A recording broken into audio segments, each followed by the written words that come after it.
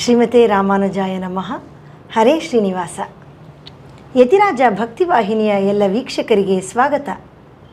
ಪ್ರಿಯ ವೀಕ್ಷಕರೇ, ನಮ್ಮ ವಾರದ ವಿಶೇಷ ವ್ಯಕ್ತಿ ಕಾರ್ಯಕ್ರಮದಲ್ಲಿ ಇಂದು ನಮ್ಮೊಂದಿಗಿರುವ ವಿಶೇಷ ವ್ಯಕ್ತಿ ಶ್ರೀಯುತ ಶ್ರೀನಿವಾಸ ಮೂರ್ತಿಯವರು.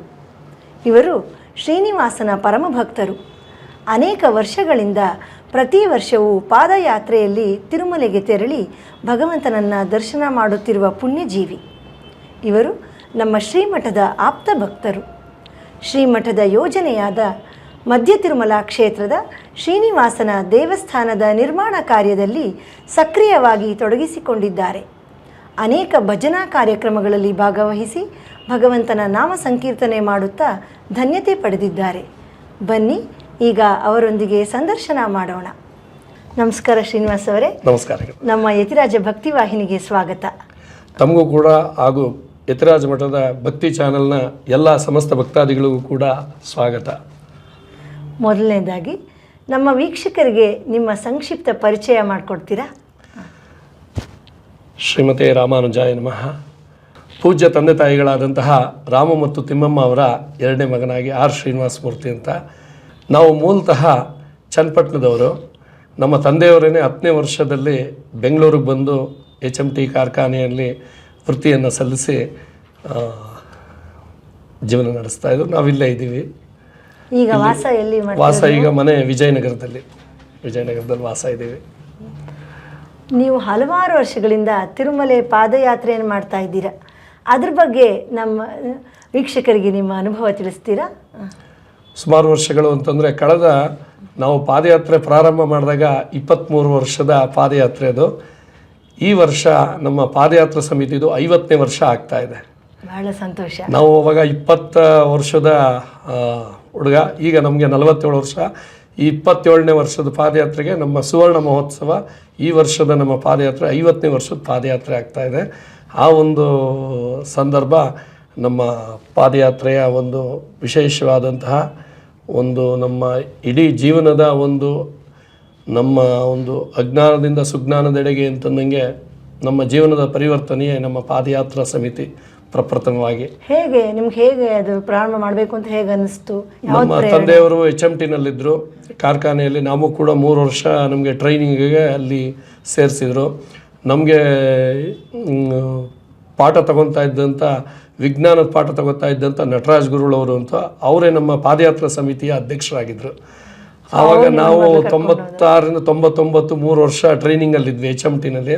ಇನ್ನೇನು ಬಿಡುವಂಥ ಸಂದರ್ಭದಲ್ಲಿ ನಾವು ಬರ್ಬೋದಾ ಪಾದಯಾತ್ರೆಗೆ ಅಂತ ಕೇಳ್ಕೊಂಡಾಗ ಖಂಡಿತವಾಗಿ ಬರ್ಬೋದು ಅಂತೇಳಿ ಅಲ್ಲೇ ನಮ್ಮ ತಂದೆಯವ್ರನ್ನ ಮಾತಾಡಿಸಿ ಪಾದಯಾತ್ರೆ ಕರ್ಕೊಂಡು ಹೋಗ್ತೀನಪ್ಪ ನಿಮ್ಮ ಮಗನ್ನ ಅಂತಂದ್ಬಿಟ್ಟು ಹೇಳಿ ನಮ್ಮ ನಟರಾಜ್ ಗುರುಗಳವರಿಂದ, ಅಧ್ಯಕ್ಷರಾದಂಥ ನಟರಾಜ್ ಗುರುಗಳವರಿಂದ ಈ ಪಾದಯಾತ್ರೆಗೆ ನಾವು ಎಂಟ್ರಿ ಆಗಿದ್ದು. ನಿಮ್ಮ ಕುಟುಂಬದಲ್ಲಿ ನೀವೇ ಮೊದಲು? ಹೌದೌದು, ನಮ್ಮ ಕುಟುಂಬದಲ್ಲಿ ನಾವೇ ಪ್ರಥಮ. ಬಹಳ ಸಂತೋಷ. ಪಾದಯಾತ್ರೆ ಶುರು ಮಾಡಿದಾಗಂತೂ ಎಲ್ಲ ನಮ್ಮನ್ನ ತುಂಬಾ ಒಂದು ಇದು ಮಾಡ್ತಾ ಇದ್ರು, ಉತ್ತೇಜನ ನೀಡ್ತಾ ಇದ್ರ. ಅಲ್ಲ, ಗೇಲಿ ಮಾಡ್ತಾ ಇದ್ರು. ಎಲ್ಲ ಬಸ್ ಇರುವಾಗ ಇದಿರುವ ಕಾರು ಏನು ನೀವು ಈ ಥರ ಒಂದು ಇದು ಮಾಡ್ತಾ ಇದ್ದೀರಲ್ಲ, ನಡ್ಕೊಂಡು ಹೋಗುವಂಥದ್ದು ಹಂಗೆ ಹಿಂಗೆ ಅಂತ.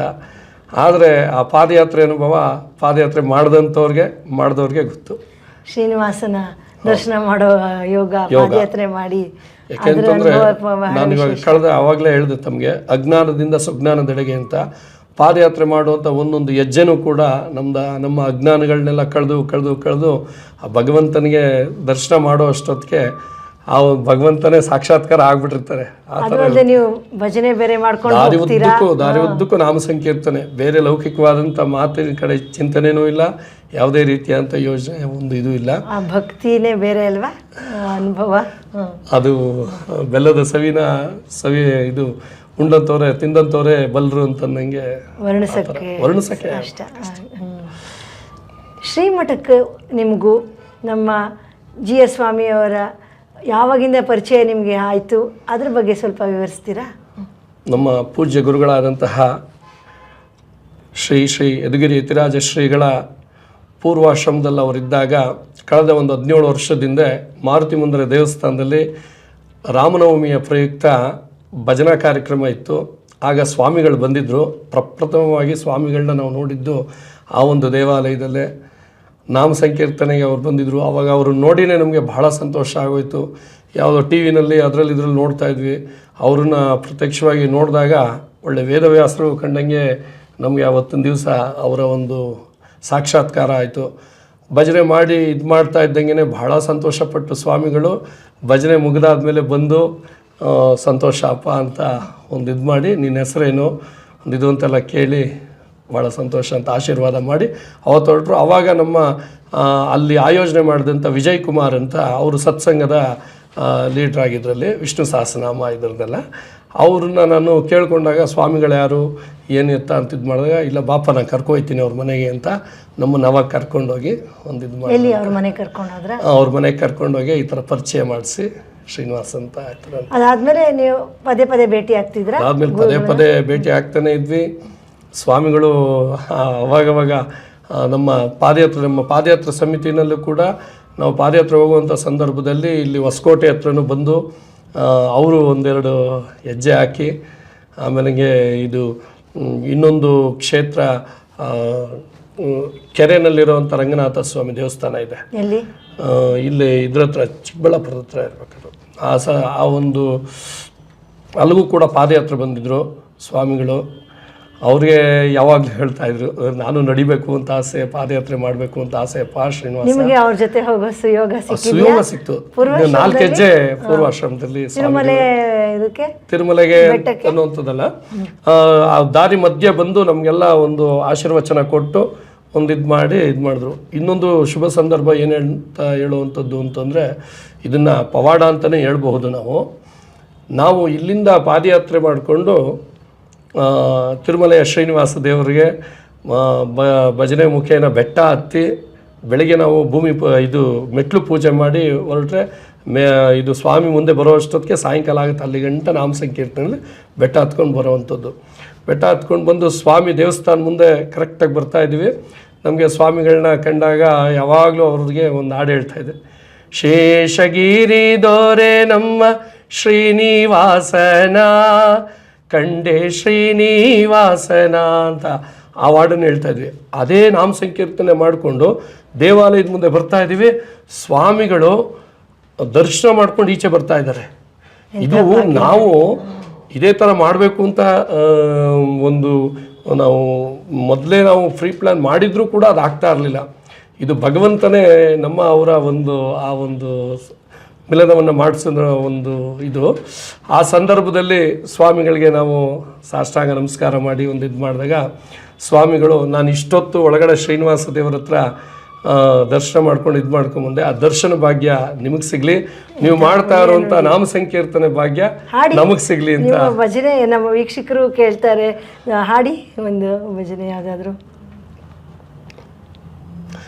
ಗರುಡ ಶೇಷ ಗಿರಿಜಾರಮಣ ಸುರವರರೆಲ್ಲ ನಿರುತ ಪೂಜಿಸುವ ಪಾದ ಸರಸಿ ಜಾಯುಗಳಾವ ಕಂಡೆ ಶೇಷಗಿರಿ ದೊರೆ ನಮ್ಮ ಶ್ರೀನಿವಾಸನ ಕಂಡೆ ಶ್ರೀನಿವಾಸನ.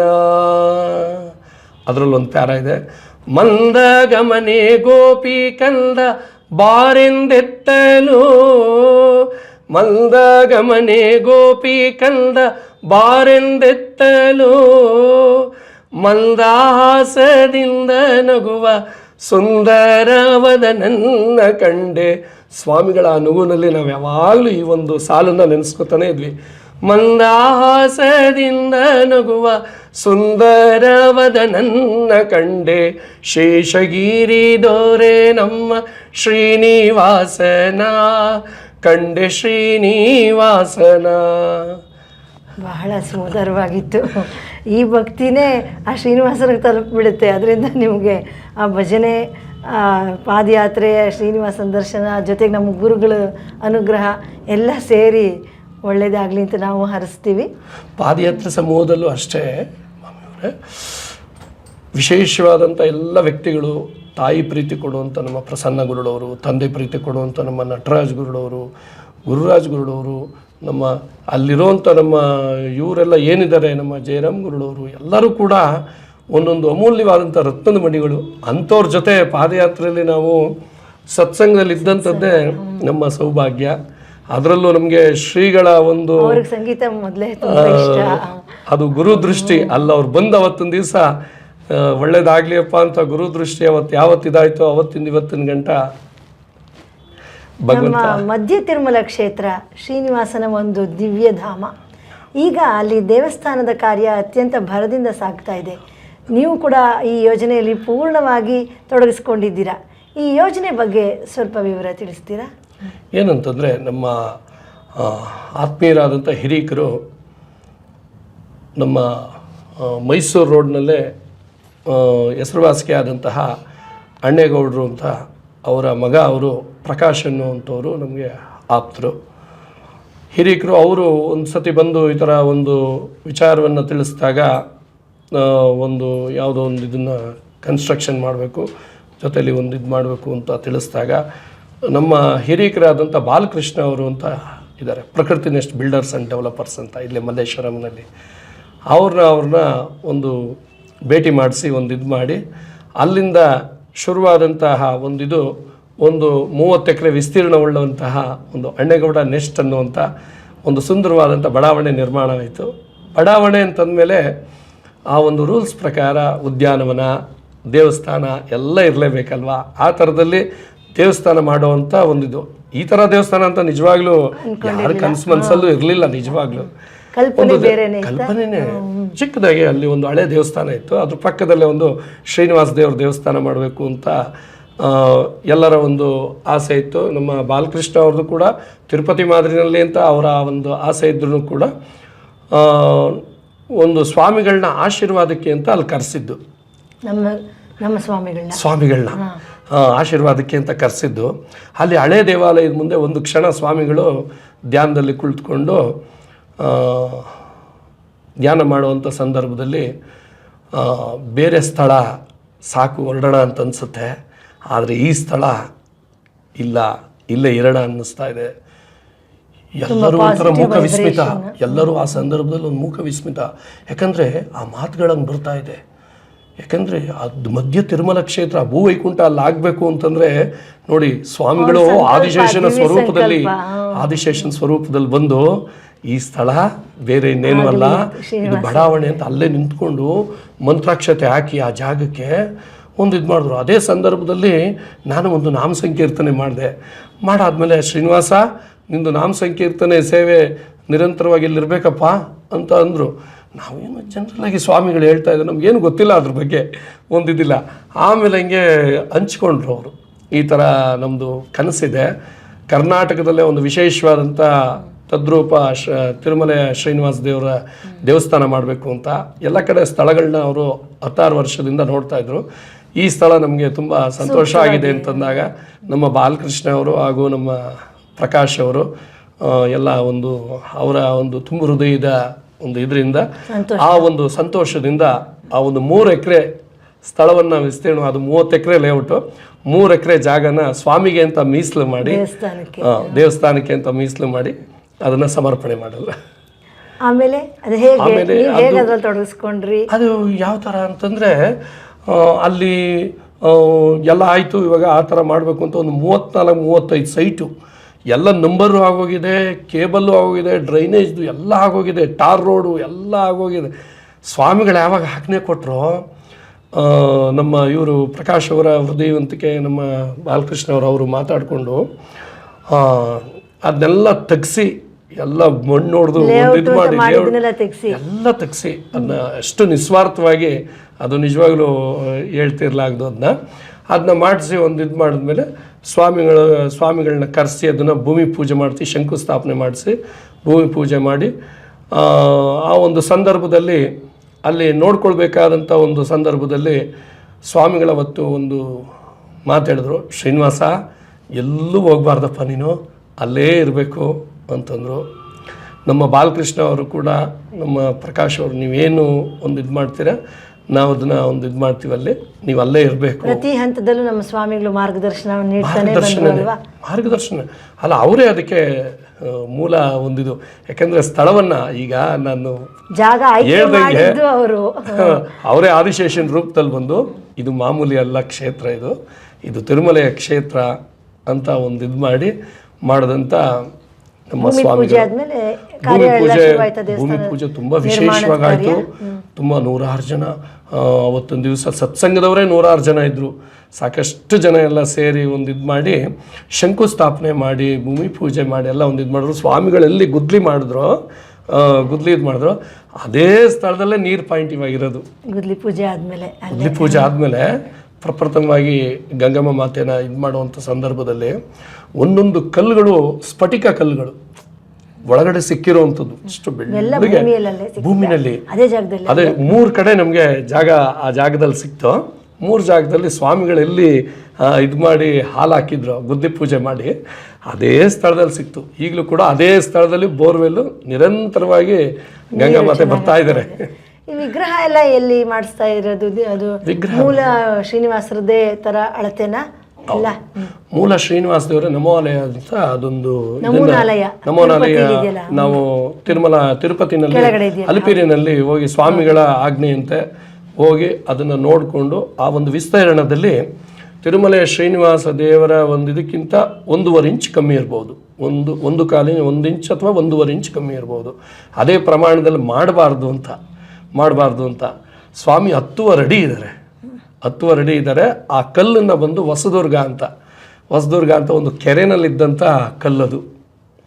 ಆ ಒಂದು ಕೆರೆನಲ್ಲಿದ್ದಂಥ 11.5 ಟನ್ ಇತ್ತು ಆ ಒಂದು ಕಲ್ಲು. ಅದು ಒಂದೇ ಒಂದು ಕಲ್ಲು, ಕೃಷ್ಣಶಿಲೆ. ಹೌದು, ಕೃಷ್ಣಶಿಲೆ. ಅದನ್ನು ತಂದು ಇಲ್ಲಿ ಬಿಡದಿ ಹತ್ರ ಸಹೋದರರು ಸಾಗರ್ ಗುಡಿಗಾರ್, ಮಂಜುನಾಥ್ ಗುಡಿಗಾರ್ ಅಂತ ಅವರ ಒಂದು ಇದಕ್ಕೆ ಹಸ್ತಾಂತರಿಸಿ ಅದನ್ನ ಅವರು ಕೂಡ ಶ್ರದ್ಧಾ ಭಕ್ತಿಯಿಂದ ಅದನ್ನು ಅವರ ಸ್ಥಪತಿಗಳು ಅಂತಂದರೆ ಆ ಒಂದು ಶಿಲೆ ಮಾಡುವಂಥ ಸ್ಥಪತಿಗಳು ಅವರೇನೆ. ಆ ಒಂದು ಪ್ರಮಾಣದಲ್ಲಿ ಸ್ವಾಮಿಗಳು ಯಾವ ರೀತಿ ಹೇಳ್ತಾರೆ ಅದಕ್ಕೂ ನಮ್ಮ ಸ್ವಾಮಿಗಳೇ ಎಲ್ಲ ಮಾರ್ಗದರ್ಶನ, ಅವರೇ ಮಾರ್ಗದರ್ಶನ. ಕಣ್ಣು ಮುಂದೆ ನಡಿಬೇಕು. ಇದು ನಾವು ಇದಕ್ಕೆ ಮಹಾಬಲಿಪುರಂಗೆ ಹೋಗ್ಬಿಟ್ಟು ವಿಗ್ರಹನ ತರಬೇಕು ಅನ್ನುವಂಥ ಒಂದು ಪ್ರಸ್ತಾಪ ಮೀಟಿಂಗಲ್ಲೆಲ್ಲ ಅದೇ ಸಭೆನಲ್ಲೆಲ್ಲ ಅದೇ ನಿರ್ಧಾರ ಆಗಿತ್ತು. ಕೊನೆಯಲ್ಲಿ ಮೋಹನ್ ಗೌಡ್ರು ಅಂತ ನಮ್ಗೆ ಇವಾಗ ಕಲ್ಲುಗಳನ್ನ ಸಪ್ಲೈ ಮಾಡ್ತಾ ಇದ್ದಾರೆ. ಅವ್ರದ್ದೇ ಕೋರೆ ಇದೆ, ಬಂಡೆ ಇದೆ, ಅವ್ರದ್ದೇ ಅವರೇ ಸಪ್ಲೈ ಮಾಡ್ತಾ ಇದ್ದಾರೆ. ಅಲ್ಲಿ ಯಾರ್ದು ಪರಿಚಯ ಏನಾರ ಇದೆಯಾ, ನಾವು ಅಲ್ಲಿ ಮಹಾಬಲಿಪುರಮಲ್ಲಿ ಹೋಗಿ ವಿಗ್ರಹದ ಇದು ಮಾಡೋಕ್ಕೆ ಅಂದಾಗ ಅಲ್ಲೂ ಹೋಗಿ ನೋಡಿ, ಇಲ್ಲಿ ನಮ್ಮ ಸ್ನೇಹಿತರು ಮಾಡ್ತಾ ಇದ್ದಾರೆ, ಇಲ್ಲೊಂದು ಸತಿ ನೋಡಿ ಅಂತಂದ್ಬಿಟ್ಟು ಅವ್ರು ಫೋಟೋಗಳು ಕಳಿಸಿದ್ರು. ಕೃಷ್ಣನ ಫೋಟೋ ತುಂಬ ವಿಶೇಷವಾಗಿತ್ತು. ಅದನ್ನ ಸ್ವಾಮಿಗಳಿಗೆ ತೋರಿಸ್ದೆ. ಎಲ್ಲಿಯಪ್ಪ ಶ್ರೀನಿವಾಸ ಅಂತಂದ್ರೆ ಇಲ್ಲಿದು ಅಂತಂದಾಗ ನಾವು ಯಾಕೆ ಅಷ್ಟು ದೂರ ಹೋಗಬೇಕು, ಇಲ್ಲೇ ಮಾಡಿಸೋಣ ಅಂತಂದ್ರು. ಸ್ವಾಮಿಗಳ ಇಚ್ಛೆಯಂತೆ ಇಲ್ಲೇ ನಿರ್ಮಾಣ ಆಯಿತು. ಈ ದೇವಸ್ಥಾನದಲ್ಲಿ ಇನ್ನೇನೇನು ನಿರ್ಮಾಣ ಆಗಬೇಕಾಗಿದೆ? ದೇವರು ಶ್ರೀನಿವಾಸರು, ತಾಯಾರು ಪದ್ಮಾವತಿ ತಾಯಾರು ಎಲ್ಲ ನಾವು ತಿರುಮಲ ನಮ್ಮ ತಿರುಮಲ ಈಗ ಮಧ್ಯ ತಿರುಮಲ ಅಂತ ಹೆಸರು, ಮಧ್ಯ ತಿರುಮಲ ಅನ್ನುವಂಥ ಹೆಸರು ಬರ್ಬೇಕಂತಂದ್ರೆ ಯಾವ ರೀತಿ ಕಾರಣ ಅಂತಂದ್ರೆ, ನೀವು ಮೇಲ್ಗಡೆ ಸ್ಯಾಟಿಲೈಟಿಂದ ನೋಡಿದ್ರು ಕೂಡ ಬೆಂಗಳೂರು ಇದು ಮೈಸೂರು ಏನಿದೆ ಅದ್ರ ಮಧ್ಯ ಭಾಗದಲ್ಲಿ ಕರೆಕ್ಟಾಗಿ ನಡುಗಟ್ಟ ನಡುಗಟ್ಟಾಗಿ ಅದು ಮಧ್ಯ ಇರೋದ್ರಿಂದ ಇವಾಗ ಮೋದಿಯವರು ಕೂಡ, ದೇವತಾ ಮನುಷ್ಯ ಮೋದಿಯವರು ಕೂಡ ಎಕ್ಸ್ಪ್ರೆಸ್ ಹೈವೇನ ಲಾಂಚ್ ಮಾಡುವಂಥ ಸಂದರ್ಭದಲ್ಲಿ first stage Bengaluru to Nidaghatta ಅಂತ ಅವ್ರು ಉಚ್ಚಾರಣೆ ಮಾಡ್ತಾನೆ ಇದ್ರು. ಆಮೇಲೆ ನಿಡಘಟ್ಟದಿಂದ ಮೈಸೂರಿಗೆ 2ನೇ ಸ್ಟೇಜ್, ಇದನ್ನು ಇದು ಮಾಡಿ ಇದನ್ನು ಚಾಲನೆ ಕೊಟ್ಟರು. ಆ ಥರದ್ರಲ್ಲಿ ಇದು ಮಧ್ಯದಲ್ಲಿರುವಂಥದ್ದಾದ್ರಿಂದ ಮಧ್ಯ ಅಂತ ಆರಿಸ್ಕೊಂಡಿದ್ದು. ತಿರುಮಲ ಮಾದರಿನಲ್ಲಿ ದೇವಸ್ಥಾನ ಕಟ್ಟಬೇಕು ಅನ್ನುವಂಥ ಸ್ವಾಮಿಗಳ ಕಲ್ಪನೆ ಆದ್ದರಿಂದ ತಿರುಮಲ ಅಂತ ತಗೊಂಡು ಮಧ್ಯ ತಿರುಮಲ ಕ್ಷೇತ್ರ ಅಂತ. ಹೆಸರನ್ನು ನಮ್ಮ ಸ್ವಾಮಿಗಳೇ ಸ್ವಾಮಿಗಳೇ, ಎಲ್ಲದಕ್ಕೂ ಸ್ವಾಮಿಗಳ ಒಂದು ಪುಷ್ಕರಣಿ, ವರಾಹ ಸ್ವಾಮಿ ಪುಷ್ಕರಣಿ, ಭೂವರಾಹ ಸ್ವಾಮಿ, ಈ ಕಡೆ ನಮ್ಮ ಬುಕುಳಾದೇವಿ ತಾಯರು, ಈ ಕಡೆ ನಮ್ಮ ಯೋಗ ನರಸಿಂಹದೇವರು, ಶ್ರೀಮದ್ ಆಚಾರ್ಯರು, ಕಂಚಿ ವರದರಾಜ ಸ್ವಾಮಿಗಳು, ಆಮೇಲೆ ಬೇಡಿ ಆಂಜನೇಯ, ಗರುಡಾಳ್ವಾರರು, ಅಲ್ಲಿ ಸೇಮ್ ಅಲ್ಲಿ ಹೆಂಗಿದೆ ಅದೇ ಪ್ರತಿರೂಪ ಆಗ್ತಾ ಇದೆ. ಬಹಳ ಸಂತೋಷ. ಜಯ ವಿಜಯರು ದೇವಸ್ಥಾನ ಕಟ್ಟಡ ನಿರ್ಮಾಣ ಆಗೋಕ್ಕೂ ಪ್ರತಿ ಹಂತದಲ್ಲೂ ಸ್ವಾಮಿ ಬಂದು ಪರಿಶೀಲನೆ ಮಾಡ್ತಾ ಇದ್ರು, ಸಲಹೆ ಸೂಚನೆಗಳನ್ನೆಲ್ಲ ನೀಡ್ತಾ ಇದ್ರು. ಒಂದೊಂದು ಕ್ಷಣದಲ್ಲೂ ಒಂದು ಇದೇನಂತಂದ್ರೆ, ತಿರುಮಲ ಬೆಟ್ಟದಿಂದನೂ ಕೂಡ 2 ಮುಖ್ಯ ಅರ್ಚಕರು ಬಂದು ಅವ್ರನ್ನ ಇಲ್ಲಿಂದ ನಾವೇ ಅಲ್ಲಿ ಕ್ಷೇತ್ರಕ್ಕೆ ಕರ್ಕೊಂಡು ಹೋದ್ವಿ. ರಾಮನಗರದ ಹತ್ರ ಹೋಯ್ತಾ ಇಲ್ಲೇ ರಾಮದೇವ್ರು ಬಂದಿದ್ದು, ರಾಮದೇವ್ರ ಬೆಟ್ಟ ಇದೆಲ್ಲ ತೋರಿಸ್ಕೊಂಡು ಇದು ಮಾಡ್ಕೊಂಡು ಕರ್ಕೋದೆ. ಬಿಡದಿ ಹತ್ರ ಹೋಗಿದ ತಕ್ಷಣ ಸ್ವಾಮಿ ನಿಂಗೆ ನೋಡಿದ ತಕ್ಷಣ ಅವ್ರು ಒಂದೇ ಫ್ರ್ಯಾಕ್ಷನ್ಸ್ ಆಫ್ ಸೆಕೆಂಡ್ಸಲ್ಲಿ ನಮ್ಮ ಪೆರುಮಾಳ್ ಮಾದರಿ ಇರುತ್ತದೆ ಅಂತ ಅವರು ಹೇಳ್ತಾ ಇದ್ದಾರೆ ನಮ್ಮ ಪೆರುಮಾಳ್ ಮಾದರಿ ಇರುತ್ತದೆ ಅಂತ ನೋಡಿ ಕ್ಷಣದಲ್ಲೇ, ಬೇರೆ ಇನ್ನೆಲ್ಲೂ ಒಂದು ಕ್ಷಣದಲ್ಲೇ ತಿರುಮಲ ಮಾದರಿ ಅನುಭವ. ಆಮೇಲೆ ಅಲ್ಲಿ ಕ್ಷೇತ್ರದಲ್ಲಿ ಹೋದ್ಮೇಲೂ ಕೂಡ ಅವ್ರ ಕೈಯಾರೆ ಅಲ್ಲೆಲ್ಲ ಅರಿಶಿನ ಹಾಕ್ಸಿ ಆ ಒಂದು ಪಾದ, ಸ್ವಾಮಿ ಪಾದ ಗರ್ಭಗುಡಿ ಸ್ಥಳಕ್ಕೆ ಅಲ್ಲೆಲ್ಲ ಒಂದು ಇದು ಮಾಡಿ ಅವ್ರ ಕೈಯಲ್ಲಿ ಪೂಜೆ ಮಾಡಿಸಿ ಅವ್ರು ಅವಾಗಲೇ ಹೇಳಿದ್ರು, ಇಲ್ಲ ಇಲ್ಲಿ ಪಾಸಿಟಿವ್ ಎನರ್ಜಿ ತುಂಬ ಇದೆ, ತುಂಬ ಚೆನ್ನಾಗಿದೆ ಅಂತ. ಈ ಶ್ರೀನಿವಾಸನ ವಿಗ್ರಹ ಎಲ್ಲಿ ಕೆತ್ತನೆ ಆಯಿತು, ಅಲ್ಲಿಂದ ವಾಪಸ್ ದೇವಸ್ಥಾನಕ್ಕೆ ತನಕ ಬರಬೇಕಾದ್ರೆ ಪಾವನ ಯಾತ್ರೆ ಆಯ್ತಲ್ಲ, ಅದ್ರ ಬಗ್ಗೆ ಸ್ವಲ್ಪ ಹೇಳಿ ನಮಗೆ. ಅದೊಂದು ಅವಿಸ್ಮರಣೀಯ ಇತಿಹಾಸ. ಅದು ಎಷ್ಟು ನೋಡಿ ಮೈಯ ಜುಮ್ ಅಂದ್ಬಿಡ್ತದೆ. ಇಲ್ಲಿ ನೋಡಿ ಯಾವ ರೀತಿ ಅಂತಂದರೆ, ಸ್ವಾಮಿಗಳು ನಿರ್ಧರಿಸಿದ್ರು ಇನ್ನೆರಡೂವರೆ ತಿಂಗಳಿದೆ ನಮ್ಮ ಬಾಲಕೃಷ್ಣ ಅವರ ಹುಟ್ಟುಹಬ್ಬದ ಅವತ್ತಿನ ದಿವಸನೇ ಸ್ವಾಮಿನ ನಾವು ಕರ್ಕೊಂಡು ಬರುವಂಥ, ಯಾಕಂದರೆ ಅದನ್ನು ಆ ವಿಗ್ರಹನ ಮಾಡಿಸ್ತಾ ಇರುವಂಥ ಸೇವೆ ನಮ್ಮ ಬಾಲಕೃಷ್ಣ ಅವರ ಒಂದಿದಿತ್ತು. ಅವರ ಆಸೆ, ಅವರ ಒಂದು ಇದ್ರ ಪ್ರಯುಕ್ತ ಅವತ್ತಿನ ದಿವಸ ಇದು ಮಾಡೋಂಥ ಸ್ವಾಮಿಗಳೇ ನಿರ್ಧಾರ ಮಾಡಿದ್ದು. ಬಾಲಕೃಷ್ಣ ಅವರು ಅಲ್ಲ, ಅವ್ರ ಪರವಾಗಿ ಅವರೇ ನಿರ್ಧಾರ ಮಾಡ್ಕೊಂಡು ಸ್ವಾಮಿಗಳೇನೇ ಇಲ್ಲ ಅವ್ರಿಗೊಂದು ಸರ್ಪ್ರೈಸ್ ನಾವು ಇದು ಮಾಡೋಣ, ಆ ಒಂದು ಸಂದರ್ಭದಲ್ಲೇ ನಾವು ಇದು ಮಾಡೋಣ, ಅವ್ರಿಗೊಂದು ಮಾಡಿಸಿದವ್ರಿಗೂ ಒಂದು ಸಂತೋಷ ಆಗಬೇಕಲ್ವ ಕರ್ತೃಗಳಿಗೆ. ಆ ಒಂದು ಇದರಿಂದನೇ ಮಾಡಬೇಕು ಅನ್ನುವಂಥ ಸಂದರ್ಭದಲ್ಲಿ ಯಾವ ರೀತಿ ಸ್ವಾಮಿನ ತರುವಂಥದ್ದು ಅಂತ ಹಂಗೆ ಒಂದು ಚಿಂತನಾ ಮಂಥನ ಮಾಡ್ಕೊಂಡು ಇದು ಮಾಡಿದಾಗ, ಇಲ್ಲ ಅಲ್ಲಿಂದ ಇಲ್ಲಿ ಗಂಟನೂ ಕೂಡ ಪಾದಯಾತ್ರೆಯಲ್ಲಿ ನಾಮ ಸಂಕೀರ್ತನೆ ಮಾಡಿಕೊಂಡೇ ತರೋಣ ಅನ್ನುವಂಥ ಒಂದು ಇದನ್ನು ಇಲ್ಲೇ ಶ್ರೀಮಠದಲ್ಲೇ ಅದು ಸ್ವಾಮಿಗಳ ಮುಂದೆ ನಿರ್ಧಾರ ಆಗಿ ಒಂದಿದಾಗಿ ಅದು ಒಂದು ಅವಿಸ್ಮರಣೀಯ, ಅದು ಹೇಳ್ತಿರಲಾಗದು. ಉತ್ಸವ ಮೂರ್ತಿಗಳನ್ನ ನೀವು ಮೆರವಣಿಗೆ ತೊಗೊಂಡು ಹೋಗುವಂಥದ್ದನ್ನು ಸಾಕಷ್ಟು ಬಾರಿ ನೋಡಿರ್ತೀರಿ. ಒಂದಿದ್ದು ಮೂಲ ಮೂರ್ತಿ ವಿಗ್ರಹನ ಉತ್ಸವ ತಗೊಂಡು ಹೋಗುವಂಥದ್ದು ಅಂತಂದರೆ ಬಹಳ ವಿಶೇಷ, ಬಹಳ ವಿಶೇಷ, ತುಂಬ ವಿರಳ. ಅದಕ್ಕೆ ಪರ್ಮಿಷನ್ಸ್ ಅದು ಇದು ಎಲ್ಲ ನಮ್ಮ ಶಶಿಧರ್ ಅವರು ಅಂತ ಇಲ್ಲೇ ವಿಧಾನಸೌಧದಲ್ಲಿ ಅವರು ಸೇವೆ ಸಲ್ಲಿಸ್ತಾ ಇದ್ದಾರೆ. ಅವರ ಒಂದು ಇದರಿಂದ ಸಹಾಯದಿಂದ ಎಲ್ಲ ಕಡೆ ಪರ್ಮಿಷನ್ನು ನಮಗೆ ಹೋದಂಥ SP ಇಂದ ಹಿಡಿದು DC ಇಂದ ಹಿಡಿದು ಎಲ್ಲ ಸಂತೋಷಪಟ್ಟು ಆ ಫೋಟೋ ತೋರಿಸ್ತಾ ಇದ್ದಂಗೆ ಸಂತೋಷಪಟ್ಟು ಅದಕ್ಕೆ ಬೇಕಾದ ಅಷ್ಟು ದೊಡ್ಡ ವಾಹನ ಅರೇಂಜ್ಮೆಂಟ್, ಮೇನ್ ರೋಡ್ ರಸ್ತೆನಲ್ಲಿ ಬರಬೇಕು ಅಂತ ಅಷ್ಟು ಸುಲಭ ಅಲ್ಲ. ದೇವ್ರನ್ನ ಹಂಗೆ ಮಲಗಿಸ್ಕೊಂಡು ಮೇಲೆ ಶೆಲ್ಟ್ರು ಇತ್ತಾ? ಇಲ್ಲ, ಶೆಲ್ಟರ್ ಓಪನ್ ಅಲ್ಲೇ ತರಬೇಕು ಅಂತ ಎಲ್ಲ ಏನು ಇಲ್ಲ, ತೊಂದರೆ ಆಗಿಲ್ಲ, ಮಳೆ ಬಿಸಿಲು ಯಾವುದೂ ಇರಲಿಲ್ಲ. ಇಲ್ಲ, ಮಳೆ ಒಂದು ದಿವಸ ಬಂತು. ಅಲ್ಲಿ ಆ ಛತ್ರದ ಇದು ಕೆಂಗಲಲ್ಲಿ ಜಗದೀಶ್ ಅಂತಿದ್ದಾರೆ, ಗೌರವ ಛತ್ರ ಅನ್ನೋ ಅಲ್ಲೊಂದು ಚೌಟ್ರಿ ಇದೆ. ಆ ಒಂದು ಚೌಟ್ರಿ ನಮಗೆ ಸ್ಥಳಾವಕಾಶ ಅಲ್ಲಿ ಕೊಟ್ಟಿದ್ರು. ಆಮೇಲೆ ಕೃಷ್ಣ ಸ್ಮೃತಿ ಕಲ್ಯಾಣ ಮಂಟಪ ಅಂತಲೂ ಕೂಡ ರಾಮನಗರದಲ್ಲಿದೆ. ಫಸ್ಟ್ ದಿವಸ ಅಲ್ಲಿ ಉಳ್ಕೊಂಡಿದ್ವಿ. ರಾಮನಗರದಲ್ಲಂತೂ ರಾತ್ರಿ 11:30-12 ಗಂಟೆ ಆದರೂ ಬರ್ತಾ ಇದ್ದಾರೆ ಜನ, ಫ್ಯಾಮಿಲಿ ಜನ. ಎಲ್ಲ ಈ ಪಾವನ ಯಾತ್ರೆ ಪೂರ್ತಿ ಎಲ್ಲರೂ ಭಕ್ತರು ಎಲ್ಲ ಹಾಡೋದು. ಅದು ಏನಾಯ್ತು ಅಂತಂದ್ರೆ, ಇಲ್ಲಿ ಸ್ಟಾರ್ಟಿಂಗ್ ಅಲ್ಲಿ ಇಲ್ಲಿ ಬಿಡ್ದಿನಲ್ಲಿ ಏನಾಯ್ತು, ಸ್ವಾಮಿನ ಮುಟ್ಟಬಾರ್ದು ಒಂದಿದು ಅಂತಂದ್ಬಿಟ್ಟು ಅಲ್ಲಿ ಹೇಳಿದ್ರು. ಆದರೆ ಆ ಭಕ್ತರ ಪರಾಕಾಷ್ಠೆಗೆ ಅಲ್ಲಿ ಎಡೆ ಇಲ್ದಂಗೆ ಆಗೋಯ್ತು. ಏನು ಬಂದವರೆಲ್ಲ ಕಾಲು ಹೊತ್ತದೇನು ಒಂದು ಇದು ಮಾಡೋದೇನು, ನಾವು 7 ಗಂಟೆ ಹೇಳಿ ಕೃಷ್ಣಾರ್ಪಣ ಅಂತ ಸುಮ್ಮನಾಗ್ಬಿಟ್ವಿ. ಯಾಕಂದ್ರೆ ಭಕ್ತರ ಪರಾಧೀನ ಪೂರ್ತಿ ಪಾಲ್ಗೊಂಡಿದ್ರು ಎಲ್ಲಾ ದಿವಸನೂ. ಹೌದೌದು, ಪ್ರತಿ ದಿವಸ 3 ದಿವಸದ ಯಾತ್ರೆ ಆಯ್ತು. 3 ದಿನಗಳ ಯಾತ್ರೆ, ದಾರಿ ಉದ್ದಕ್ಕೂ ನಾಮ ಸಂಕೀರ್ತನೆ, ನರ್ತನ ಸೇವೆ, ದಾರಿ ಉದ್ದಕ್ಕೂ ಅದೇ ಥರ ಕ್ಷೇತ್ರದ MLAಗಳಾಗಿರ್ಬೋದು, ಇವರಾಗಿರ್ಬೋದು, ಎಲ್ಲರದು ಅದೇ ಥರ ಸಹಕಾರ ಒಂದಿದು. ಆಮೇಲೆ ಆಗಮಿಕವಾಗಿ ಎಲ್ಲ ಪ್ರತಿಷ್ಠಾಪನೆ ಕಾರ್ಯಗಳು. ಹೌದು, ಅದು ವಿಧಿವಿಧಾನಗಳ ಪ್ರಕಾರ ಜಲಾದಿವಾಸ 48 ದಿನಗಳ ಕಾಲ ಜಲಾದಿವಾಸ, ಅದಾದಮೇಲೆ ಧಾನ್ಯಾದಿವಾಸ, ಶಯನಾದಿವಾಸ, ರತ್ನಾದಿವಾಸ, ಫಲಾದಿವಾಸ, ಅಧಿವಾಸಗಳು ಏನೇನಿದೆ ಎಲ್ಲ ಅಧಿವಾಸಗಳನ್ನ ಈಗ ಸ್ವಾಮಿನ ತಂದು ಈಗ ಶಾಸ್ತ್ರೋಕ್ತವಾಗಿ ಅದನ್ನು ಪ್ರತಿಷ್ಠಾಪನೆ ಮಾಡಲಾಗಿದೆ. ಆದರೆ ಇನ್ನು ಪ್ರಾಣ ಪ್ರತಿಷ್ಠಾಪನೆ ಮಾಡಿಲ್ಲ. ಯಾಕೆಂದರೆ ಸ್ವಾಮಿ ವಿಗ್ರಹನೇ 10 ಅಡಿ ಇದೆ. ಸ್ವಾಮಿ ಎಲ್ಲ ಫಿನಿಶಿಂಗ್ ಆಗಿ ಈಗ ಒಂದು 5.5 ಟನ್ನು ಭಾರ ಹೆಚ್ಚು ಕಮ್ಮಿ ಅಷ್ಟು ಇರುವಂಥದ್ದು. ಆಮೇಲೆ ಅಷ್ಟು ದೊಡ್ಡ ಮೂರ್ತಿನೂ ಕೂಡ ವಾಸ್ಕಲ್ಲೆಲ್ಲ ಇಟ್ಮೇಲೆ ಮಾಡೋವಂಥದ್ದಲ್ಲ ಅಂತಂದ್ಬಿಟ್ಟು ಫಸ್ಟೇ ಅದನ್ನು ವಿಧಿವಿಧಾನ ಪ್ರಕಾರ ಒಂದು ಇದು ಮಾಡಿ ಅದನ್ನೆಲ್ಲ ಕ್ಲೋಸಿಂಗ್ ಮಾಡಿ ಈಗ ಮೂರ್ತಿ ಪ್ರತಿಷ್ಠಾಪನೆಗೂ ಕೆಳಗಡೆ ನೀವು ಸಾಲಿಗ್ರಾಮಗಳು, ನವರತ್ನಗಳು, ತೀರ್ಥಗಳು, ಎಲ್ಲ ಥರದ ತೀರ್ಥಗಳು, ಎಲ್ಲ ಕ್ಷೇತ್ರದ ತೀರ್ಥಗಳನ್ನ ಸ್ವಾಮಿಗಳು ಒಂದು ಇದು ಮಾಡ್ಕೊಂಡು ತಂದಿದ್ರು. ಎಲ್ಲ ತುಂಬ ವಿಧಿವಿಧಾನಗಳ ಪ್ರಕಾರನೇ ಇದಾಯಿತು. ಆ ಒಂದು ಪ್ರತಿಷ್ಠಾಪನೆ ಸಮಯದಲ್ಲಂತೂ ಇನ್ಸ್ಟಾಗ್ರಾಮಲ್ಲಿ, ಫೇಸ್ಬುಕ್ಕಲ್ಲಿ ನೋಡಿಕೊಂಡು ಎಲ್ಲಿ ಉತ್ತರ ಕರ್ನಾಟಕದಿಂದೆಲ್ಲ ಬಂದಿದ್ದಾರೆ. ಉತ್ತರ ಕರ್ನಾಟಕದಲ್ಲಿ ನಮ್ಮ ನಿಡಘಟ್ಟ ಭಟ್ಕಳ ಎಲ್ಲಾ ಕಡೆಯಿಂದ ಇದೆಲ್ಲ ಸಾವಿರಾರು ಜನ ಬಂದು ಅದ್ರಲ್ಲಿ ಭಾಗವಹಿಸಿ ಒತ್ತಂತೂ ನಮಗೆ ತುಂಬ ಸಂತೋಷ ಆಯಿತು. ಆಮೇಲೆ ಕ್ಷೇತ್ರದಲ್ಲಿ ವಿಸ್ಮಯಗಳು ಒಂದಿದು ಎಲ್ಲ ಯಾವ ರೀತಿ ಅಂತಂದರೆ ಅದು ಹೇಳ್ತಿರ್ಲಾಗದು. ಸ್ವಾಮಿ ಒಳಗಡೆ ಎಂಟ್ರಿ ಆಗ್ತಾ ಇದ್ದಂಗೆ, ಸ್ವಾಮಿ ನಮ್ಮ ಮಧ್ಯ ತಿರುಮಲ ಕ್ಷೇತ್ರಕ್ಕೆ ಗೇಟ್ ಒಳಗಡೆ ಎಂಟ್ರಿ ಆಗ್ತಾ ಇದ್ದಂಗೆ ಕಮ್ಮಿ ಅಂದ್ರೆ ಒಂದು 15 ಗರುಡುಗಳ ಮೇಲಿರ್ಬೋದು. ನಮ್ಮ ಮುಂದಿನ ಪ್ರಶ್ನೆ ಅದೇ ಆಗಿತ್ತು.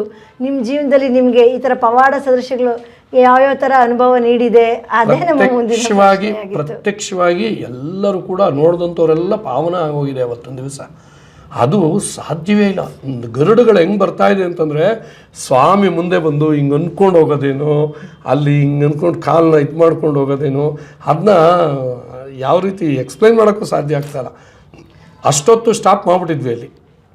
ನಮ್ಮ ಇವರು ಪ್ರಕಾಶ್ ಅವ್ರ ಮನೆ ಮುಂದಕ್ಕಾದಂಗೆ ಅದು ಒಳಗಡೆ ಎಂಟ್ರಿ ಆಗಿದ ತಕ್ಷಣ ಆವತ್ತೊಂದು ದಿವಸ ಅಲ್ಲಿ ಸ್ಟಾಪ್ ಮಾಡಿ ಎಷ್ಟು ಗರುಡ ದೇವರು ಪ್ರದಕ್ಷಿಣೆ ಹಾಕಿ ಆಮೇಲೆ ಹಂಗೆ ಅದೊಂದು ಸ್ವಲ್ಪ ಇನ್ನೊಂದು ಸ್ವಲ್ಪ ಅದರದ್ದು ಒಂಚೂರು ಕೆಲಸನೂ ಕೂಡ ಬ್ಯಾಲೆನ್ಸ್ ಇತ್ತು. ಜಲಾದಿವಾಸಕ್ಕೂ ಮುಂಚೆ ಅದನ್ನು ಮಾಡುವಂಥ ಸಂದರ್ಭದಲ್ಲೂ ಅಷ್ಟೇ, ಒಂದು ಸಂಧ್ಯಾ ಕಾಲದಲ್ಲಿ ಗೋಧುಳಿ ಸಮಯ ಸಂಧ್ಯಾ ಕಾಲದಲ್ಲಿ ಎಷ್ಟು ಗರುಡುಗಳು ಸ್ವಾಮಿ ಮೇಲೆ ಆ ಒಂದು ಸೆಡ್ಡು ಇದ್ರ ಮೇಲೆ ತಿರುಗ್ತಾ ಇದೆ. ಅದೆಲ್ಲ ವಿಡಿಯೋ ಮಾಡಿ ಎಲ್ಲ ಕಳಿಸ್ಕೊಟ್ವಿ. ಇದು ಪ್ರತ್ಯಕ್ಷ ಪವಾಡ. ಆಮೇಲೆ ಈ ಸ್ವಾಮಿನ ಇದು ಮಾಡುವಂಥ ಸಂದರ್ಭದಲ್ಲೂ ನಾವು ಪ್ರತಿಷ್ಠಾಪನೆ ಮಾಡಬೇಕು ಅಂತ ಇದು ಮಾಡಿದ್ವಲ್ಲ, ಆ ಸಂದರ್ಭದಲ್ಲೂ ನಮ್ಮ ಬಾಲಕೃಷ್ಣ ಅವರು ಸ್ವಾಮಿಗೆ ಶ್ರೀಗಂಧ ಲೇಪನ ಮಾಡಬೇಕು ಅಂತ ಶ್ರೀಗಂಧನೆಲ್ಲ ದೊಡ್ಡದು ಶ್ರೀಗಂಧನೆಲ್ಲ ತರಿಸಿದ್ರು. ಚಂದನ ಹರಿಯುವಂಥ ಸಂದರ್ಭದಲ್ಲಿ ನಮ್ಮ ಶ್ರೀಮಠದ ಸ್ವಯಂ ಸೇವಕರು ಎಲ್ಲ ಬಂದಿದ್ರು. ಅವತ್ತು ಬಂದು ಹಿಂದಿನ ದಿವಸ ರಾತ್ರಿ ಎಲ್ಲ ಒಂದು ಇದು ಮಾಡುವಂಥ ಸಂದರ್ಭದಲ್ಲಿ ನಮ್ಮ ಪ್ರಕಾಶ್ ಅವರು ಅವರ ಕುಟುಂಬದ ಸಮೇತ ಬಂದರು. ಅವರ ಸಿಸ್ಟರ್ಸ್ ಎಲ್ಲ ಒಂದು ಇದು ಮಾಡ್ಕೊಂಡು ಎಲ್ಲ ಬಂದರು. ರಾತ್ರಿ ಒಂದು ಸುಮಾರು ಒಂದು 12 ಗಂಟೆ 1 ಗಂಟೆ ಸಮಯ ಇರ್ಬೋದು, 1 ಗಂಟೆ ಸಮಯ ಇರ್ಬೋದು.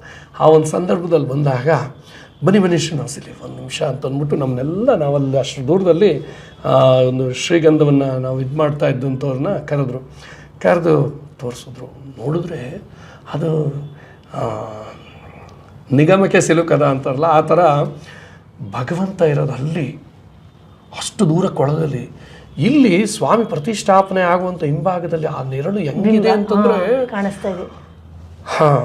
ಆ ಫೋಟೋ ನಾನು ನೋಡಿದ್ದೀನಿ. ಅದು ಕರೆಕ್ಟಾಗಿ ಆ ಬಿಂಬ ಅಲ್ಲಿ ಬಂದು ಆ ಗೋಡೆ ಮುಂದಕ್ಕೆ ಬಂದು ನಿಂತಿರೋಂಗೆ. ಅದು ಈ ಥರದೆಲ್ಲ ಪವಾಡಗಳು ಬಾಯಿಯಲ್ಲಿ ಅನುಭವಿಸ್ಬೇಕು. ಆಮೇಲೆ ನಮ್ಮ ಪೂಜ್ಯ ಗುರುಗಳಾದಂತಹ ನಾರಾಯಣ್ ಭಟ್ರವರು, ಉತ್ತಮ್ ಜೋಶಿಯವರು ಪುಣೆಯವರು, ನಮ್ಮ ಶ್ರೀನಿಧಿಯವರು ಅಂತ ಆಪ್ತರು, ಅವರ ಒಂದು ಇದರಲ್ಲಿ ಸ್ವಾಮಿಗಳ ಹತ್ರನೇ ಕರ್ಕೊಂಬಂದು ಒಂದು ನಿರ್ಧಾರ ಮಾಡಿ ಋಗ್ವೇದ ಸಂಹಿತೆ ಯಾಗ, ಚತುರ್ವೇದ ಪಾರಾಯಣ, 4 ವೇದಗಳ ಪಾರಾಯಣ, ಋಗ್ವೇದ ಸಂಹಿತೆ ಯಾಗ 7 ದಿನಗಳ ಕಾಲ ಸ್ವಾಮಿ ಇದು ಅಗ್ನಿದೇವನ್ನ ಆಹ್ವಾನ ಮಾಡಿದ್ದು 7 ದಿನಗಳ ಕಾಲ ಹೋಮ ಆರಿರಲಿಲ್ಲ. ಕಡೆ ದಿವಸ ಕಲ್ಯಾಣೋತ್ಸವನ ಶ್ರೀನಿವಾಸ ಕಲ್ಯಾಣ ಆಯಿತು. ಅವತ್ತೊಂದು ದಿವಸನೂ ತುಂಬ ಅದು 7 ದಿವಸಗಳು ಹಬ್ಬ. ನಮಗೆ ಹಬ್ಬದ ವಾತಾವರಣದಲ್ಲಿ ನಾವೆಲ್ಲ ರಾತ್ರಿ ಎಲ್ಲ ಅಲ್ಲೇ ಇರ್ತಾಯಿದ್ವಿ, ಒಂದು ಇದು ಮಾಡ್ತಾಯಿದ್ವಿ. ಇದು ನಮಗೆ ನಮ್ಮ ಜೀವನದಲ್ಲಿ ಸಿಕ್ಕಿರುವಂಥ ನಮಗೆ ಯೋಗ, ಎಷ್ಟೋ ಜನ್ಮದ ಒಂದು ಸುಕೃತ ನಮಗೆ. ಅದರಲ್ಲೂ ನಮ್ಮ GR ಸ್ವಾಮಿ, ನಮ್ಮ ಶ್ರೀಕಾರ್ಯಂ ಸ್ವಾಮಿ, ಶ್ರೀನಿವಾಸ ಅಂದ್ರೆ ನಮ್ಮ ಶ್ರೀಕಾರ್ಯಂ ಸ್ವಾಮಿಗಳು ಅವರು ಪ್ರತಿ ಹಂತದಲ್ಲೂ ಮಾರ್ಗದರ್ಶನ ಪ್ರತಿ ಹಂತದಲ್ಲೂ. ಈಗ ನಮ್ಮ ಮಧ್ಯ ತಿರುಮಲ ಕ್ಷೇತ್ರದ ಅಥಾರಿಟಿ ಧರ್ಮದರ್ಶಿಗಳಾಗಿ ಟ್ರಸ್ಟಿಗಳಾಗಿ ನಮ್ಮ ಶ್ರೀಕಾರ್ಯಂ ಅವರು ಕೂಡ, ಅವ್ರಿಗೆ ಶ್ರೀನಿವಾಸ ಅಂದ್ರೆ ಅಷ್ಟು ಪ್ರಾಣ. ಅವರಂತೂ ಅವ್ರಿಗೆಲ್ಲ ಅಷ್ಟು ಸಂಕಲ್ಪ ಮಾಡೋದ್ರಿಂದಾನೇ ಅದು ನಮ್ಮ ಜನಗಳಿಗೆ ಒಳ್ಳೇದಾಗೋದಕ್ಕೋಸ್ಕರ ನಿಸ್ವಾರ್ಥವಾಗಿ ಅವ್ರು ಮಾಡೋ ಸಂಕಲ್ಪನೇ ಇವತ್ತು ಎಲ್ಲರಿಗೂ ನಮಗೆ ಅದರದ್ದು ಫಲ ಸಿಗ್ತಾ ಇದೆ. ಅವ್ರ ಪರಿಶ್ರಮ, ಅವರ ಮಾರ್ಗದರ್ಶನ ಪ್ರತಿಯೊಂದು. ನಮ್ಮ ಅದೇ ಥರ ಇದು ಅಯೋಧ್ಯೆಯಲ್ಲಿ ಯಾವಾಗ ರಾಮ ಮಂದಿರ ಓಪನಿಂಗ್ ಇದಾಯಿತು, ಪ್ರಾರಂಭೋತ್ಸವ ಆಯಿತು, ಆ ಸಂದರ್ಭದಲ್ಲಿ ನಮ್ಮ ಮಧ್ಯ ತಿರುಮಲ ಕ್ಷೇತ್ರದಲ್ಲಿ ಒಂದು ಆಚರಣೆ ಮಾಡಬೇಕು ಅಂತ 24 ಗಂಟೆಗಳ ಅಖಂಡ ಭಜನಾ ಕಾರ್ಯಕ್ರಮ, ಜೊತೆಯಲ್ಲಿ ಸೀತಾರಾಮರ ಕಲ್ಯಾಣ ಅದನ್ನು ಆಯೋಜನೆ ಮಾಡ್ಕೊಂಡು ಎಲ್ಲ ಸ್ವಾಮಿ ಹೆಂಗೆ ಮಾಡಿಸ್ಕೊತಾ ಇದ್ದಾರೆ ಅಂತಂದರೆ ನಾವೇನು ಅಂದ್ಕೊಳ್ತಾ ಇದ್ವಿ ಅದಕ್ಕಿಂತ ಹೆಚ್ಚಿನದಾಗೆ ಮಾಡಿಸ್ಕೊತಾ ಇದ್ದಾರೆ. ಖಂಡಿತ ಅದು ಅವನಿಗೆ ಬೇಕು ಆ ಜಾಗ ಅಂತ ಅವನು ಆಯ್ಕೆ ಮಾಡ್ಕೊಂಡಾದ್ಮೇಲೆ ಅದು ಸುಸೂತ್ರವಾಗಿ ನಡೆಯುತ್ತೆ. ಅದು ನಮ್ಮ ಸ್ವಾಮಿಗಳ ಆಶೀರ್ವಾದ, ನಿಮ್ಗಳಿಗೆಲ್ಲ ಚೈತನ್ಯ, ಅದರಲ್ಲಿ ಮಾಡೋ ಉತ್ಸಾಹ ಎಲ್ಲ ಸಿಕ್ಕಿರೋದೇ ತುಂಬ ದೊಡ್ಡ ವಿಷಯ. ಖಂಡಿತವಾಗಿ ಅದೇ ಹೇಳಿದ್ವಲ್ಲ, ನಮ್ಮದು ಪೂರ್ವ ಜನ್ಮದ ಸುಕೃತ ಸಿಕ್ಕಿರೋವಂಥದ್ದು. ಈಗ ಅದೇ ಥರ ಪೋಷಕ ಸಮಿತಿ ಅಂತ ಅಂದ್ಕೊಂಡು ಕೂಡ ನಮ್ಮ ದಯಾನಂದ್ ಅವರು ಅಂತಿದ್ದಾರೆ ಇಲ್ಲಿ ವಿಜಯನಗರದಲ್ಲಿ. ಅವರು, ನಮ್ಮ ರೇಣುಕೇಶ್ವರ್ ಅವರು, ಆಮೇಲೆ ಮೋಹನ್ ಗೌಡ್ರವರು, ಆಮೇಲೆ ಶಶಿಧರ್ ಅವರು, ಆಮೇಲೆ ನಮ್ಮ ಕೃಷ್ಣಪ್ಪನವರು ಅಂತ ನಮ್ಮ ಸ್ವಾಮಿಗಳಿಗೆ ಭಾಳ ಒಂದು ಆಪ್ತ ಶಿಷ್ಯರು. ಅವ್ರದ್ದು ಸೇವೆನೂ ಕೂಡ ಪುಷ್ಕರಣಿ ಸೇವೆ. ಸ್ವಾಮಿಗಳು ಒಂದೇ ಮಾತು ಹೇಳಿದ್ದು, ಒಂದು ಮಾತು ಹೇಳಿದ ತಕ್ಷಣ ಆಯಿತು ಸ್ವಾಮಿ ಅಂತ. ಸ್ವಾಮಿ ಪುಷ್ಕರಣಿದು ಸೇವೆ ಪೂರ್ತಿ ಅವರು ಒಂದು ಸೇವೆ. ಪ್ರತಿಯೊಬ್ಬರಿಗೂ ಆ ಕೈಂಕರ್ಯ ಮಾಡೋ ಭಾಗ್ಯ ಅವರೇ, ಭಗವಂತನೇ ಅದನ್ನ ಆಯ್ಕೆ ಮಾಡ್ಕೊಳ್ತಾರೆ. ಸ್ವಾಮಿಗಳ ನಗುನಲ್ಲೇ ಎಲ್ಲ ತುಂಬೋಗಿದೆ, ಎಲ್ಲ ಅದು ಅವ್ರ ಮಂದಸ್ಮಿತ ಮುಖರವಿಂದಾನೇ ಸಾಕು, ಎಲ್ಲರಿಗೂ ಆಕರ್ಷಣೀಯ ಅದೆಲ್ಲ. ನೀವು ಬಹಳ ಒಳ್ಳೆ ಸೇವೆ ಮಾಡ್ತಾ ಇದ್ದೀರಾ. ಈ ಶ್ರೀನಿವಾಸನ ದೇವಾಲಯ ನಿರ್ಮಾಣ ಕಾರ್ಯದಲ್ಲಿ ಇಷ್ಟೊಂದು ನಿಮ್ಮನ್ನು ತೊಡಗಿಸ್ಕೊಂಡು ಪ್ರತಿನಿತ್ಯ ಈ ಥರ ನೀವು ನಿಸ್ವಾರ್ಥ ಕೈಂಕರ್ಯ ಮಾಡ್ತಿರೋದು ಬಹಳ ಸಂತೋಷದ ವಿಷಯ. ಮತ್ತು ಎಷ್ಟೋ ಜನಕ್ಕೆ ಇದು ಪ್ರೇರಣೆ ಕೂಡ, ಅವರಾಗೆ ಬಂದು ವಾಲಂಟ್ರಿ ಆಗಿ ಈ ರೀತಿ ಕೈಂಕರ್ಯಗಳನ್ನು ಮಾಡೋಕ್ಕೆ. ಇದುವರೆಗೆ ನಮ್ಮ ವಾಹಿನಿಯ ವೀಕ್ಷಕರೊಂದಿಗೆ ನಿಮ್ಮ ಈ ಅನುಭವಗಳನ್ನು ಹಂಚಿಕೊಂಡಿದ್ದೀರಾ. ಹಾಗೆ ನಿಮ್ಮ ಭಜನೆಯನ್ನು ಸುಮಧುರವಾಗಿ ಹಾಡಿ ನಮ್ಮನ್ನು ಸಂತೋಷಪಡಿಸಿದ್ದೀರಾ. ಅದಕ್ಕಾಗಿ ನಿಮಗೆ ನಮ್ಮ ಪೂರ್ವಕ ಧನ್ಯವಾದಗಳು. ತುಂಬ ಧನ್ಯವಾದಗಳು. ಮತ್ತೊಮ್ಮೆ ಯತಿರಾಜ ವಾಹಿನಿಯ ಎಲ್ಲ ಸದ್ಭಕ್ತರಿಗೂ ಕೂಡ ಅನಂತ ನಮಸ್ಕಾರಗಳು. ದಯಮಾಡಿ ಮಧ್ಯ ತಿರುಮಲ ಕ್ಷೇತ್ರಕ್ಕೆ ಬನ್ನಿ. ಸ್ವಾಮಿಗಳ ಕನಸು ಅಲ್ಲಿ ನನಸಾಗ್ತಾ ಇದೆ. ವಿಶೇಷವಾದಂಥ ರೀತಿಯಲ್ಲಿ ಭೂವೈಕುಂಠ ಯಾವ ರೀತಿ ಇದೆಯೋ ಅದೇ ಥರ ವಿಶೇಷವಾಗಿ ನಿತ್ಯ ಕಲ್ಯಾಣ ಪಚ್ಚತೋರಣ ಅಂತಂದಂಗೆ ಪ್ರತಿನಿತ್ಯ ವಿಶೇಷವಾದಂಥ ಪ್ರಸಾದ ವಿನಿಯೋಗ ಆಗುವಂಥ ದೇವಸ್ಥಾನ ಅದಾಗ್ತಾ ಇದೆ. ದಯಮಾಡಿ ಎಲ್ಲರ ಸದ್ಭಕ್ತರು ಬಂದು ಅಲ್ಲಿ ನಿರ್ಮಾಣ ಹಂತದಲ್ಲಿರುವಂಥ ಸ್ವಾಮಿಯನ್ನು ನೋಡಿ, ದೇವಸ್ಥಾನವನ್ನು ನೋಡಿ ಸಂತೃಪ್ತರಾಗಬೇಕು ಅಂತ ಕೇಳ್ಕೊತಾ ಇದ್ದೀವಿ. ಹರೇ ಶ್ರೀನಿವಾಸ, ಹರೇ ಶ್ರೀನಿವಾಸ. ಮತ್ತೊಮ್ಮೆ ಸ್ವಾಮಿಗಳ ಅಡಿದಾವರಗಳಿಗೆ ನಮ್ಮ ಸಾಷ್ಟಾಂಗ ಪ್ರಣಾಮಗಳು. ಈ ದೇವಸ್ಥಾನದ ಕಾರ್ಯ ತುಂಬ ಸುಲಭವಾಗಿ ಶೀಘ್ರ ರೀತಿಯಲ್ಲಿ ಆಗಲಿ ಅಂತ ನಾವು ಭಗವಂತನಲ್ಲಿ ಪ್ರಾರ್ಥಿಸ್ತೀವಿ. ತಾವೆಲ್ಲ ಬರಬೇಕು ದಯಮಾಡಿ. ಇಡೀ ಪರಿವಾರ, ನಮ್ಮ ಯತಿರಾಜ ಪರಿವಾರ, ಕುಟುಂಬ, ಸಕುಟುಂಬ, ವಸುದೇವ ಕುಟುಂಬ ಎಲ್ಲ ಬಂದು ಅಲ್ಲಿ ಇದು ಮಾಡಬೇಕು ಅಂತ ಕೇಳ್ತೀವಿ. ಹರೇ ಶ್ರೀನಿವಾಸ, ಹರೇ ಶ್ರೀನಿವಾಸ, ಹರೇ ಶ್ರೀನಿವಾಸ. ವೀಕ್ಷಕರೇ, ಇಲ್ಲಿಗೆ ಇಂದಿನ ವಾರದ ವಿಶೇಷ ವ್ಯಕ್ತಿ ಕಾರ್ಯಕ್ರಮ ಮುಕ್ತಾಯಗೊಂಡಿದೆ. ಮತ್ತೋರ್ವ ವಿಶೇಷ ವ್ಯಕ್ತಿಯೊಂದಿಗೆ ಮುಂದಿನ ಸಂಚಿಕೆಯಲ್ಲಿ ಭೇಟಿಯಾಗೋಣ. ಶ್ರೀಮತೆ ರಾಮಾನುಜಾಯ ನಮಃ. ಹರೇ ಶ್ರೀನಿವಾಸ, ಹರೇ ಶ್ರೀನಿವಾಸ.